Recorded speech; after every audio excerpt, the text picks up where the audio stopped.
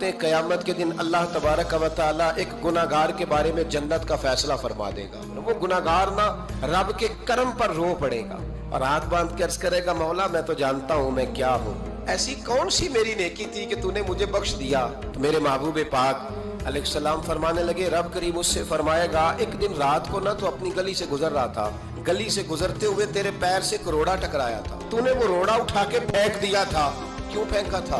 तो नेकी चूंकि उसकी नजर में मामूली थी तो वो भूल चुका था, कहेगा या अल्लाह वो वाला रोड़ा मालिक करीम वो तो मैंने इसलिए उठाया था कि मेरे मोहल्ले में बूढ़े भी रहते हैं, बीमार भी रहते हैं, बच्चे भी रहते हैं, कमजोर भी रहते हैं, इसलिए उठाया था किसी को ठोकर न लग जाए। रब करीम ने फरमाया, तू रात के अंधेरों में रोड़े उठा उठा के मेरे बंदों का ख्याल रखे तो मैं आज कयामत के दिन तेरा ख्याल ना रखूं। फरमाया, उस एक रोड़े के उठाने की बरकत से मैंने तेरे लिए जन्नत का फैसला फरमा दिया।